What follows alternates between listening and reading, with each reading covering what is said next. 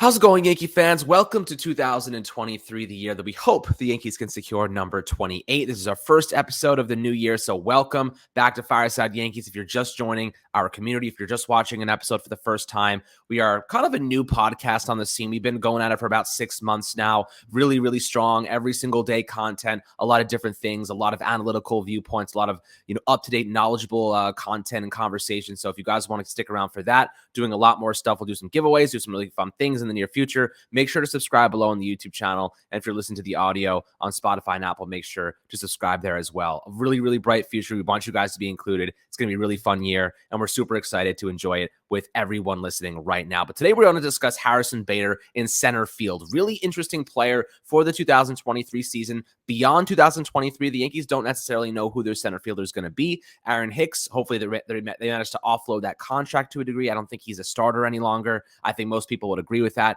Bader, he comes with elite defense. Offensively, we saw what he did in the playoffs, 5 homers in 9 games. He was electrifying. He's not just a great fielder and great player, he's also a great leader. He's a great guy with intangible traits. In the locker room, he really brings everybody together. He's energetic, he's fun, he's exciting, and he's going to make this team exponentially better, Ryan. But when you're looking at Harrison Bader, his 2023 projections, what do you expect from him? And I'm definitely excited to discuss kind of the concept of extending him before he kind of hits free agency, and we have to figure out what goes on at center field beyond then. Yeah, so, I mean, everyone knows about the defense, right? The defense is remarkable. He has a phenomenal arm, 91st percentile in throwing velocity, which allows him to, if he wants to play a little more back, he can a little deeper. He absolutely can because he's got the arm to do it. He's part of a Yankee outfield that's just loaded with guys who have cannons. Cabrera to his left, Cabrera to his right, and Judge to his left. Those guys just have cannons, right? They can make remarkable throws. The Yankees are not going to be run on the way they would be, maybe 2 or 3 years ago. Harrison Bader plays a big role in that. And, the range is phenomenal. It's going to help if the Yankees are bringing in a new left fielder, even if it's still Cabrera out there. That's a tough left field to play, and having a guy like Bader who can cover you a little bit and get to balls that you may not be able to get to. Bader is a big help in that regard. His speed is phenomenal, right? Last year he made it a point of emphasis to steal more bases. Even when he had plantar fasciitis, he stole 15 bases in 72 games with the Cardinals. Got caught twice, so he was he had a career high in stolen bases this year in just 86 games. And again, he played 72 of those with plantar fasciitis. So I'm very excited to see what the base running and the defense look like. The biggest question mark that I think excites me the most, because I really do buy into this, the bat. I really buy into Harrison Bader being a much better hitter than people give him credit for. 2021, he showed off when he was fully healthy, kind of a new skill set. He was hitting for more power. His strikeout rate was the lowest of his career up to that point. Last year it was a little bit lower, but up to that point, it was by far the best strikeout rate of his career. The isolated power of 193. He slugged 460. That was the best of his career. 16 home runs. That was the most of his career. He hit 16 home runs in just 103 games, right? That averages out to roughly like 23 home runs over 600 plate appearances. And his numbers away from Busch Stadium, he really struggled at St. Louis and playing in St. Louis, which is it's a hard ballpark to hit home runs in. It's StatCast park factor really doesn't like their home run park factor. It's a 90, which is 10% worse than the league average ballpark. The Yankees were well above that mark. They were the 9th best ballpark for right-handed hitters to hit home runs in. And you don't think of that ballpark as a home run heaven for righties, because you think of it, think of the short porch, you think of lefties. But Bader can go out there and really put up some pretty good power numbers. He averages 23 home runs per 600 plate appearances away from Busch. At Busch, he averages just 11 home runs per 600 plate appearances. It's a stark difference over a pretty large sample size. Last year, he didn't hit a single home run as a Yankee. He only hit 5 in 86 games, which may lead people to think, what is this guy talking about, that Bader is showing off new power? Like he only hit 5 home runs in 86 games last year. Plantar fasciitis affects your ability to drive your back leg, right? It was in his right foot. He can't drive off your back leg. He really can't generate power. Bader really wasn't consistently hitting for power until the postseason, right? Which is, he gets comfortable. He's finally fully healthy. And he showed, not just that he can hit the ball hard, but hit the ball hard in the air. His max exit velocity for the entire season came in the postseason at 109.8 miles an hour on a home run off of Cal Quantrill, who he does own. Quite frankly, Harrison Bader shows off some pretty impressive skills, right? We're a year removed from a 110 WRC plus. We are looking at a projected 104 WRC plus here, right? With 16 projected home runs. perhaps we see him get closer to 20 home runs over 130 games, right? We could see something like that. We could see Harrison Bader push a 110 WRC plus. He put up a 3-WAR season in just 103 games in 2021. That averages out to about a 4.8 WAR over 150 games or 600 plate appearances. We could really see Harrison Bader push, all-star level wins above replacement totals if he's fully healthy. And that's a big question mark, obviously, with Harrison Bader, the health. And I'm not going to sit here and say that the health is definitely going to be great. He's definitely going to play a lot of games and that there's a track record of him playing a lot of games. That's a huge question mark. And every Yankee fan has the right to feel concerned about how many games he'll play next year. But I can say at least if he's able to stay remotely healthy, Harrison Bader can be a really nice player for you, not just defensively and base running wise, but with the stick. I think he can give you some power that, the Yankees have kind of been missing from center field. Hicks, Gardner over the last few years haven't, Gardner in his last year as a major league player, he really didn't have the power he used to have. Hicks's power's kind of been zapped since the hamate bone injury. Bader's the Yankees' third starting outfielder in a postseason series over the last 3 years. So finally finding some consistency would be nice from the position. So I think Bader provides a lot of things the Yankees are looking for. I think, offensively, he provides a lot of things that that Yankee fans don't really expect from him, but should learn to expect from him. And I think this is a big year for him coming into a contract year where he can really prove his mettle and parlay that into a pretty nice contract. He's only going to be 29 when he hits free agency. So definitely really excited to see how he plays this season. Absolutely. And something we didn't even mention yet is the bigger bases, more aggressive base stealing. That's going to be a huge variable for Harrison Bader to extrapolate on. 17 stolen bases last season in 86 games. That's a career high, by the way. So you look at a full game, let's say he plays 120 games. I think that would be a good number for him. If he can get to 120 games, he's played over 120 games twice in his career over 6 seasons. So obviously it would be nice to see him a little bit healthier and maintain that over the course of a full year. But I'll tell you what, I think he could hit 20 stolen bases with the bigger bases, more aggressiveness, with the Yankees kind of going in the direction of more base stealing happy. And Bader, with that speed and athleticism, he gets on first base. Last year you only got on base at a 29% clip. So you're kind of like looking at him to get back to his norm, which is around 32%. He's only projected, his SEMA projections have him at 31%. But with that being said, I think that this is a player that, you look at him defensively, he's a star. There was a couple instances last year where he misjudged it because Judge was in right field and they're both very aggressive outfielders.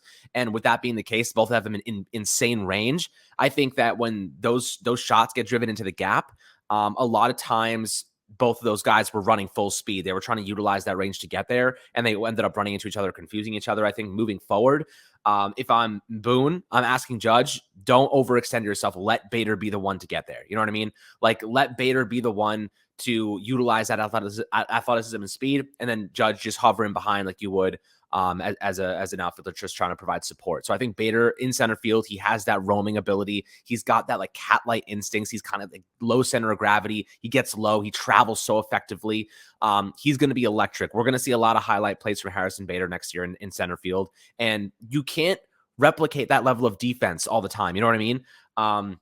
If the Yankees were to go out and get Brian Reynolds from Pittsburgh, he's a bad center fielder. You know what I mean? Like you don't find elite level defensive center fielders like this all the time, especially with ones that have this level of stolen base ability and have the qualities in the batter's box. I kind of feel as though Bader is a great long-term solution. I want to see a little bit more consistency in the health department.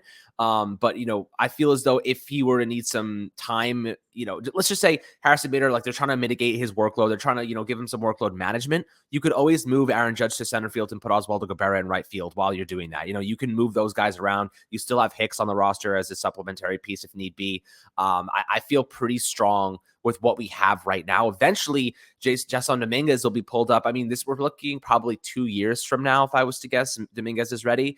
But that's the thing, right? So, Ryan, the argument behind extending Harrison Bader now is simply that Bader fits our culture really well. He's serious, he's energetic, he's a flashy player. He shows up in big moments. The playoffs, he probably was our best hitter in the playoffs.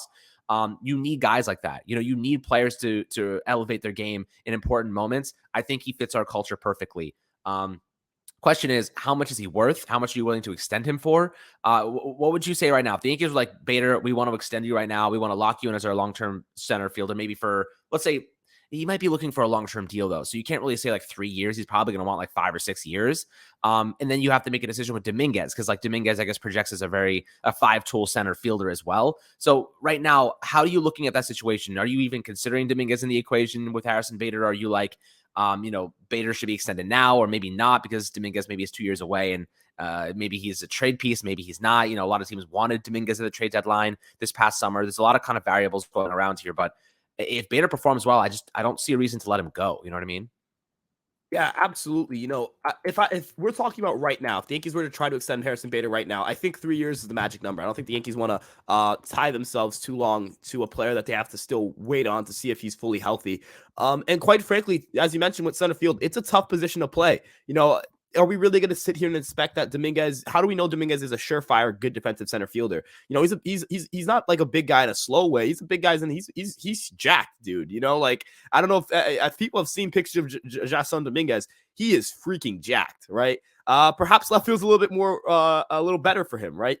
Maybe you don't want to have to ask a guy with that big of a frame who's that powerful to wear his body down in center field long term, right? Everson Prairie is another guy who might come up, and he might come up sooner. He's already on the 40-man roster. Those are guys you can put in left field, right? You have Harrison Bader, who's an all-world defensive center fielder.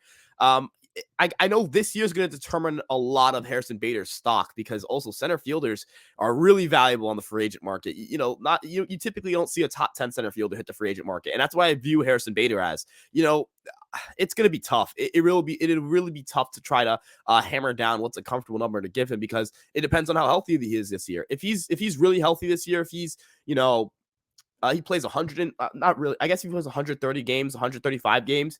I'm willing to go four years with him. I don't know if I'm willing to go that fifth year. That's going to be a little bit scary because of the health concerns. It's tough because I really like Bader and I really do think he's a really good player. It's going to be an uncomfortable contract, right? It will be. It inherently will be because of the health issues. But as you mentioned with Harrison Bader, it's got nothing to do with who he is on the field or off the field. It's just the health issues. That's really it, right? That's the only question I really have here. Because quite frankly, I view him as a player that he could be a league average hitter and still be a 4-WAR player. You know what I mean? And I know a lot of Yankee fans are like, this team needs offense. This team needs offense. This team does need another bat, and I would like this team to get another bat. But quite frankly, if you want to remove the best defensive center fielder in baseball, look at how your run prevention is going to look, right? Having really good run prevention, part of that is defense, right? If you're a really strong defensive team, you're going to prevent a lot of runs. And if you stop a lot of teams from scoring, you don't have to do so much offensively. So I guess that's kind of the Yankees' philosophy right now, which is, our offense could be a little shaky to start off in the season, relying on some rookies, returning pieces that we're hoping bounce back or come back healthy, like LeMahieu. It's going to be a lot to ask of that offense to, drop 5 runs a game early on. Maybe as they get more comfortable, they can do that. But early on, weather is cold in New York. You can really outpitch a lot of people, and you can really shut down lineups. And in the postseason, no one really hits in the postseason, right? The Astros won the World Series, and they were putrid offensively in the postseason. They sucked. They couldn't hit in the postseason. No one can hit in the postseason. It's just about not sucking the most, right? It's about being the least bad offense. That's really what it is. And the importance of having Bader in there is going to mean a lot. And as you mentioned, the postseason accolades he already put up with the Yankees. I mean, he was remarkably impressive. He's going to be a big part of the bottom of the lineup. Whether it's hitting, I don't think he's going to hit 5 home runs in 9 games again. But what he can do for you is get on first base and provide a huge threat for a pitcher. Bigger bases you mentioned. You're going to think twice about throwing a slider in the 9th inning with Harrison Bader at first base and no one out, right? Because if you throw that slider and Bader's going, you got to run on second and no one out, right? That's a really high run scoring opportunity. And if it's a tie game or even a 1-run game in the 9th, the Yankees have an opportunity to either tie the game or win it right there. You look at the guys in the bottom of the lineup too. Bader's probably gonna be hitting 7th, and I imagine Trevino and Peraza are behind him. Both those guys are not high strikeout guys. Both of those guys can put the ball in play. All it takes is one of those two getting a hit or getting on base, and now you have a DJ LeMahieu or Aaron Judge scheduled to come up with runners on scoring position. That's an uncomfortable position to be in if you're a pitcher. We've seen Bader, be hyper aggressive. I know he's done this twice where he stole multiple bases in the same inning. We saw this against Boston where he forces a pickoff, he gets a second, the ball gets thrown away, he gets a third. Put pressure on the defense, right? That's something that the Yankees struggle to do because they just don't have the personnel to do it. They've tried to be more aggressive base running wise, but it's hard to do that with the Josh Donaldsons, Anthony Rizzo's, DJ LeMahieu, Jose Trevino, all out there at the same time. Those aren't fast players. You don't want to run them too hard. Ultimately Bader's going to provide a lot of pressure in the running game, and I think it's going to be a huge part of this Yankee offense as they, try to find their identity. And also, as you mentioned, spark plug. I think there's that attitude that some Yankee players I'd love for them to have. I'd love for them to have that, I'm going to be a playmaker attitude. I've discussed Harrison Bader as a playmaker even while he was on the IL, playmaker. That's kind of the word I want to use to describe him. He's someone who makes things happen. I want Oswald Peraza to play like that. They are very similarly tooled hitters. Both of them are not going to be high OBP guys. Both of them are not going to necessarily crush the baseball, but they can hit 20 home runs if they have a strong season, and they can run the bases, and they're really fast and they're great defenders. Having two guys like that at the bottom of your lineup, you can really deepen your lineup like that. The only hitter I'm really concerned about to be a below average hitter next year is Jose Trevino, who happens to be the best catcher in baseball defensively. So Bader's going to do a lot of things for this lineup. You're not going to have Aaron Hicks there. You're not going to have, or even having to play Florial and Duhar. Having Bader there is going to give the Yankees a lot of comfort and a lot of stability in the outfield, and not having to put Judge in center field, especially as, he enters his 30s and gets a little bit older. You don't want to run him down too much. So very excited for Bader. I think he's going to play a big part of this team. And in terms of extension, wait a year, see how it plays out this year. And if you want to extend him, if you feel, don't let Dominguez and Pereira be reasons you don't extend Bader, because they can fight out for left field, or you move one of them. It is what it is, unless both of them just pop off and there's no reason to bring in Bader. Assuming that you have Bader and he plays well, and that only one of those two guys come up before 2024, don't let them be the reason you don't bring back Bader if he's worth the money. Yeah, absolutely. I agree with you. This is definitely a situation where the health is probably the biggest factor here, and you have to make sure that he can maintain it. Now, I've had plantar fasciitis before. I've had that in my foot, and it's not a good feeling, but there are ways to remedy it. There are ways to avoid it. Usually it has to do with like your shoes, or like the insole of your shoe.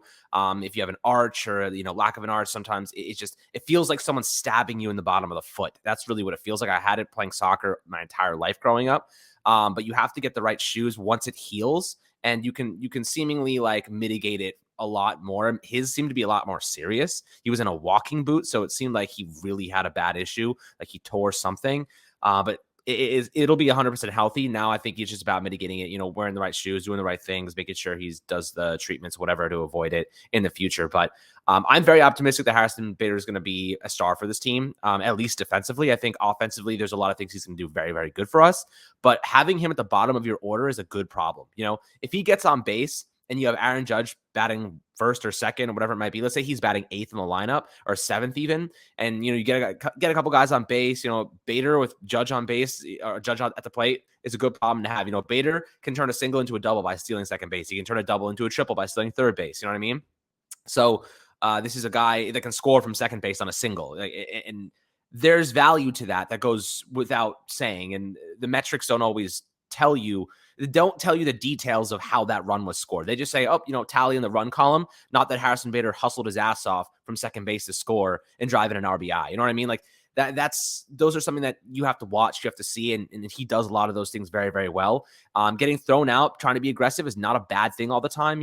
I would rather him be aggressive than be conservative, because ultimately he's got to maintain that confidence and trying to extend plays and make things happen, because baseball sometimes is a one-run game. One big play, 1 inch that he was safe by can change the course of a game, can win you a playoff, can win you a World Series even. So I want to keep seeing him doing those type of things, and bigger bases are really going to help him significantly in the future, my friends. But I'd love to hear your perspectives below in the YouTube comments. Do you think that the Yankees should consider extending Harrison Bader now, or do you think that they should wait and maybe extend him after the season, see how he performs, see what it's like? But I'm very optimistic about this young player, very, very good one, and I love him as a guy too. He's just a tremendous young dude, and he's going to be a great player for us tangibly and intangibly in the future. But always happy to hear perspectives below. Make sure to enjoy the rest of your day. Like and subscribe as always, my friends. And we'll catch you guys on the next Fireside Yankees episode.